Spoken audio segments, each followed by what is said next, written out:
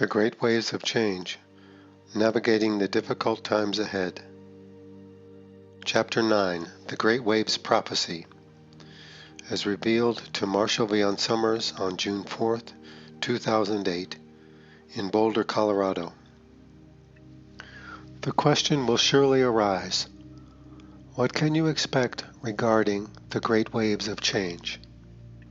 Specifically, what will take place will be determined in part by humanity's ability to respond and to prepare.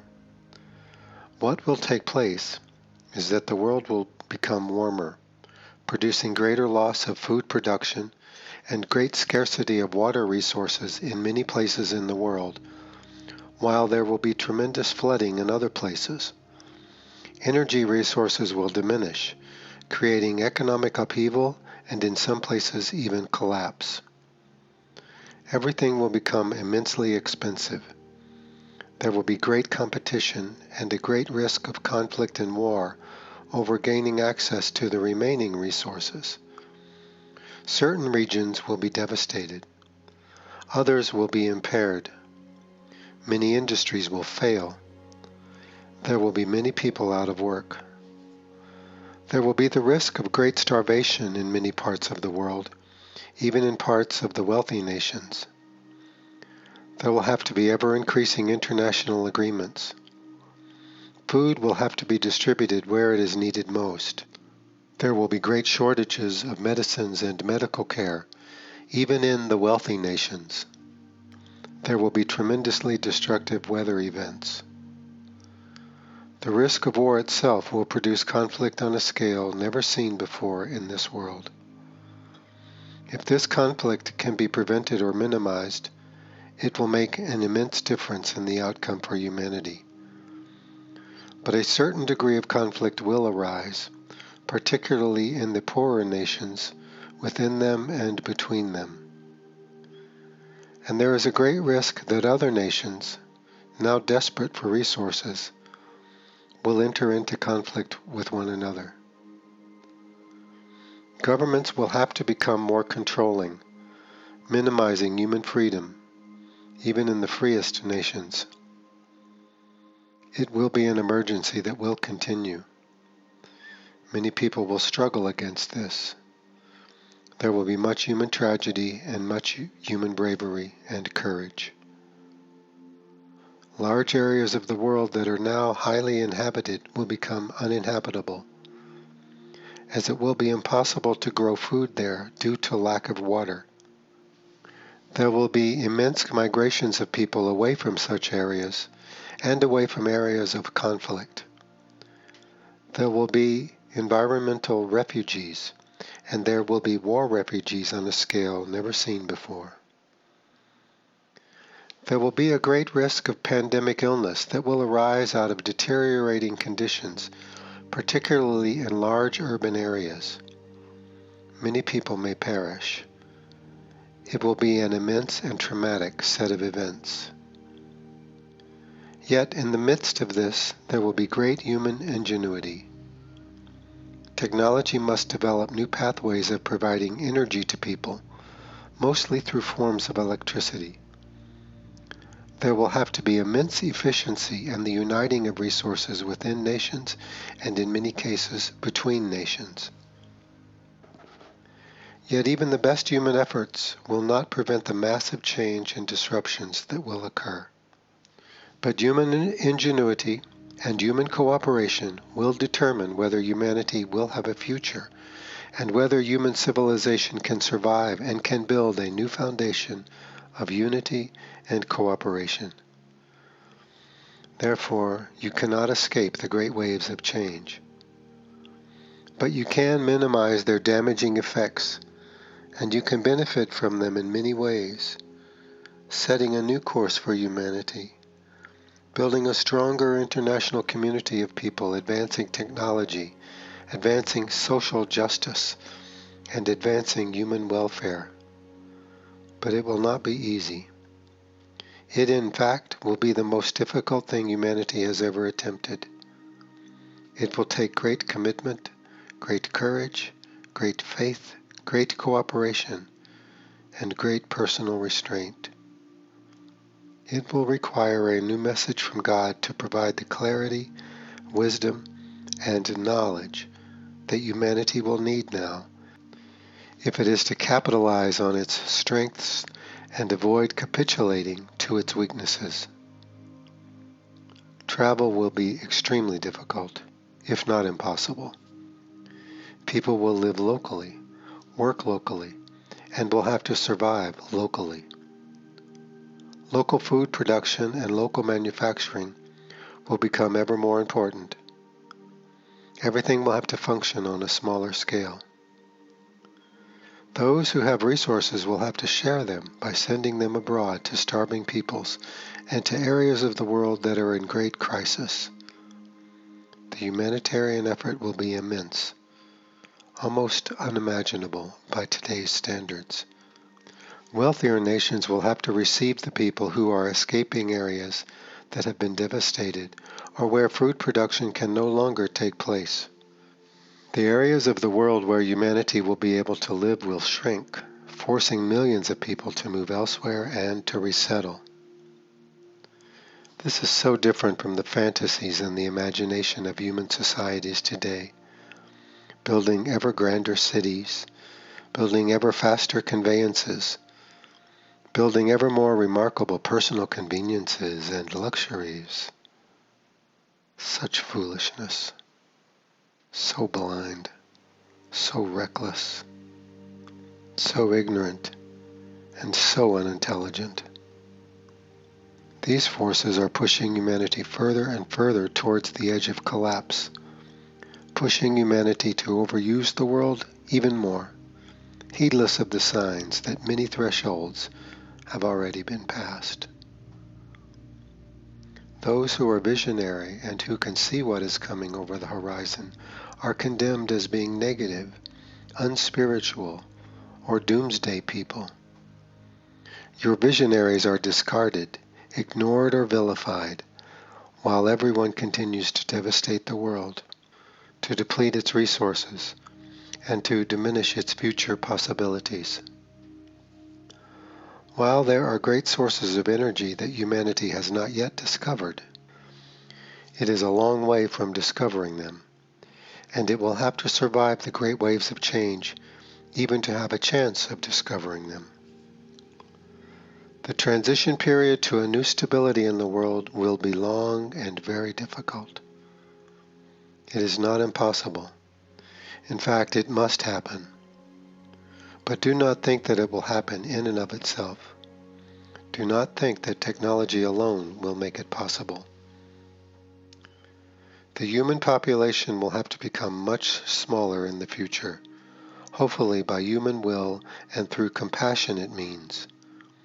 If not, then nature will devastate the human population. Nature, conflict, and war. You will have a smaller world to live in. Perhaps only 1 billion people could live here, maybe 2, but not much more. That is with your advanced technology and your best efforts, a strong international community, tremendous cooperation, and the mitigation and the limiting of conflict and war.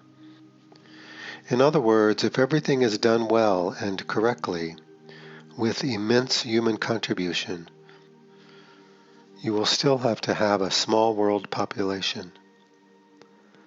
If these actions are not taken, if humanity will not and cannot prepare, if it cannot restrain its own greed, corruption, and competition with one another, then the results will be far worse.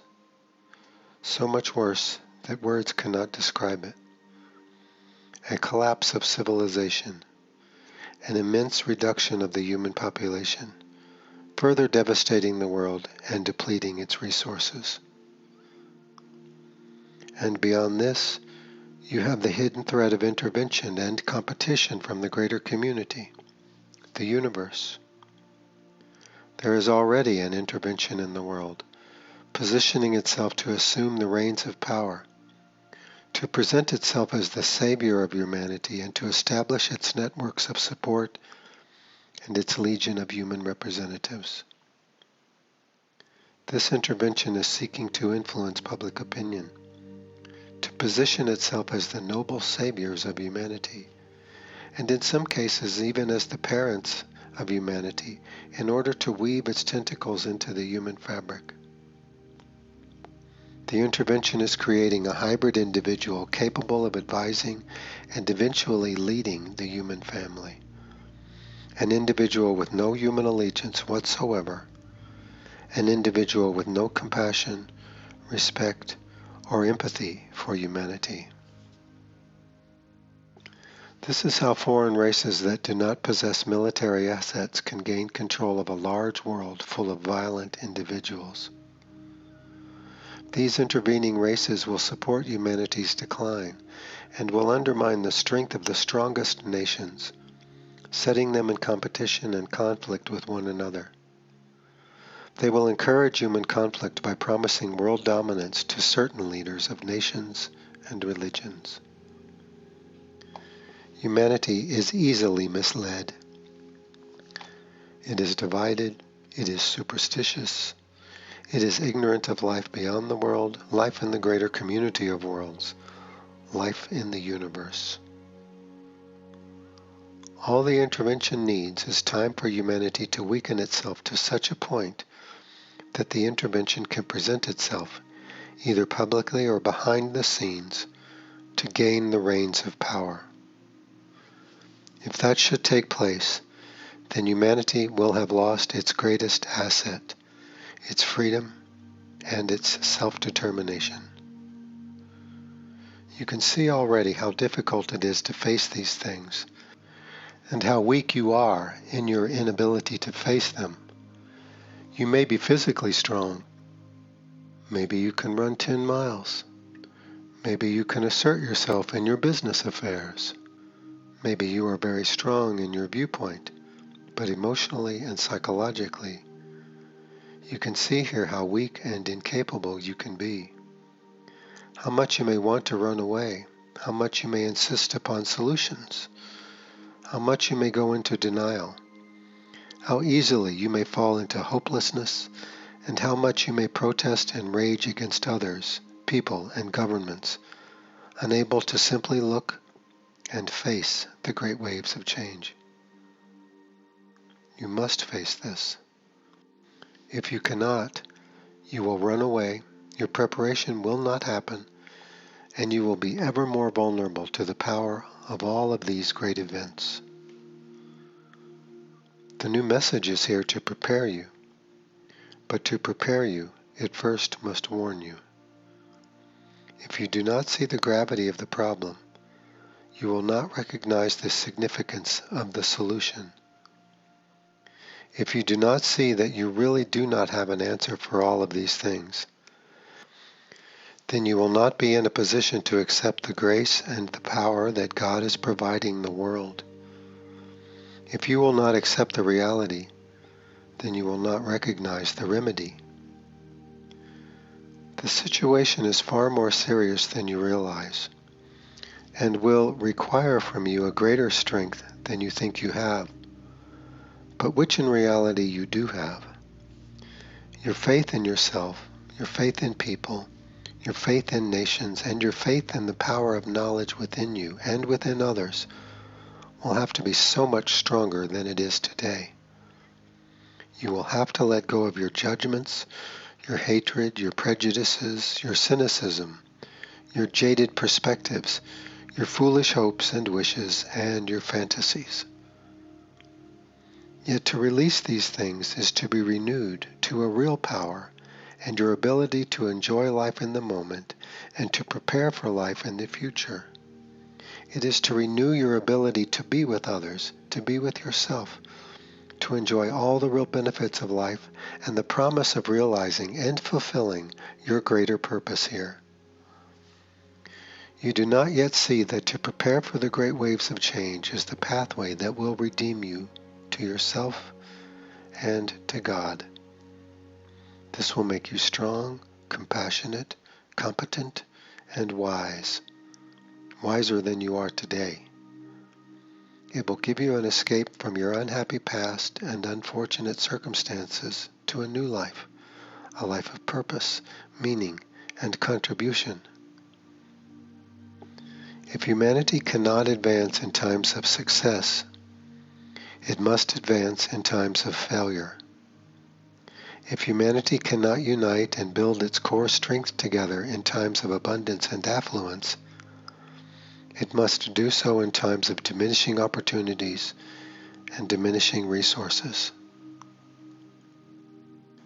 There are three things that humanity must achieve in order to be a free race within a greater community of intelligent life. It must be united, it must be self-sufficient, and it must be extremely discreet. It must be united in the sense that it is functioning together as a whole. It is not that everyone loves each other, gets along, or sees things in the same way, but humanity must function together as a complete unit. Humanity's self-sufficiency means that everything you need comes from this one world, so that you are not dependent upon trade and influence with others in the greater community. Others who would easily take advantage of a young, emerging race such as your own. You must be extremely discreet, which means you are not broadcasting all of your communications out into space, revealing to anyone who cares to look everything you think, everything you do, your weaknesses, your strengths, your secrets, everything. Clearly, you can see humanity's great vulnerability in the universe. You are not united. You are still engaged in tribal, sectarian warfare, in competition and conflict, rapidly destroying the world's resources in doing so. Your self-sufficiency is being lost with every passing day as you squander and diminish your natural inheritance here in the world, diminishing your most vital and fundamental resources, driving the world towards the great waves of change. And you are hardly discreet as you are projecting nearly everything out into space through your radio transmissions. You do not realize your immense vulnerability here. For in the universe, the strong will dominate the weak if they can, as it is here on Earth. Nature does not change with technology. Everyone in the universe is searching for resources, and those advanced races who have outstripped their own world's resources must now trade and search for these resources wherever they can. The competition and the deception around this are immense, beyond anything you can possibly imagine. It is simply nature happening on a much grander scale. If humanity were well versed in the affairs of life in your local universe, you would be ending war today. You would be preserving resources today. You would be rationing energy today. You would be preserving your environment today. You would be maintaining biological diversity today. You would be confining your communications through other media today and yesterday.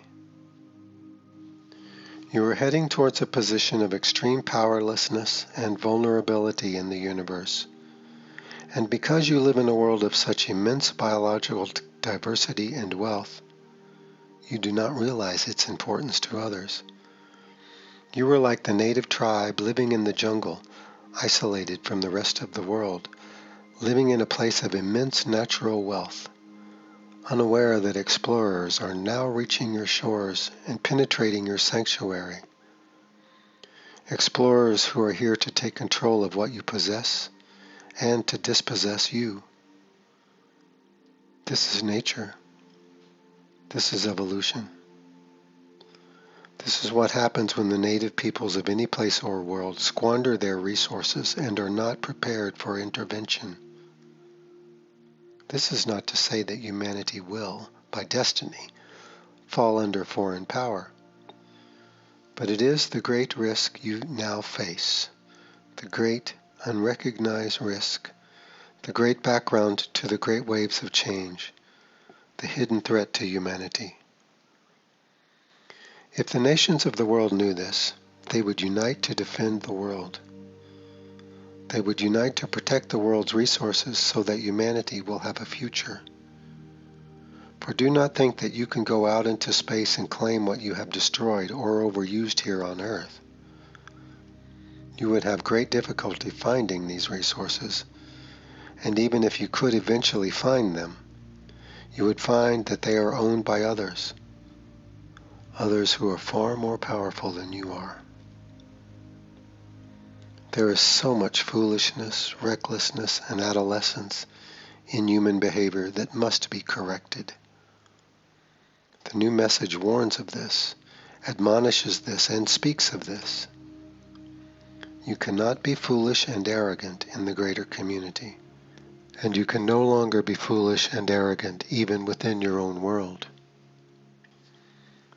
This is a time of great reckoning when humanity will have to either grow up and unite or fail and be overtaken by others. If you do not accept this, if you cannot accept this, if this is too much for you, if you think it is untrue, then you are ignorant and weak. This is the revelation. Ignore it at your own risk. For even God will not save you if you do not honor and pay heed to God's warnings. Countless times have emerging races, such as your own, been overtaken by resource explorers and economic collectives. Those who search for opportunities such as this, those who are predatory, those who are opportunistic, those who can gain control over worlds like this without firing a shot. You are entering a much more sophisticated and powerful environment in the greater community, where outright war is rare, but where deception and the attempt to control are immense. You do not yet have wisdom, for you have not had to adapt to this greater environment. But wisdom from the greater community is being provided to you in the new message. And you have allies in the universe who have sent their warnings, their perspective, and their information to help you to prepare for the greater community and to warn you of the dangers of depleting your earth and of throwing away your self-sufficiency. The picture is actually very clear. It is not complex. If you fail to take care of this place, others from the universe will come and displace you. They will not destroy you. They will simply harness you and use you the way you use cattle, the way humanity has used slaves. It is not a complex situation. Even your children could understand it. It has happened throughout nature and throughout the greater community since time began, since the separation from God began. The fact that people do not see it, do not think of it, do not recognize it, cannot imagine it, or cannot face it, simply represents your lack of development, your lack of wisdom, and the indulgences that you have given yourself to that blind you to the realities of the basic laws of nature itself. Therefore, you must face the great waves of change. You must face the greater community, not with preference and not with fear, but with strength and objectivity. And you must gain this strength and this objectivity, which knowledge within you will give you, for it is not afraid. Knowledge has no preferences beyond the great truth it is here to serve. At present, humanity is a weak and divided steward of a beautiful planet that is highly prized by others. How will you protect it? How will you defend it? How will you maintain its wealth and its diversity of life? If you squander it, you will lose it, and the costs will be beyond your imagination. If you fall under foreign persuasion, it will create a set of circumstances far worse than anything you could imagine. This is life.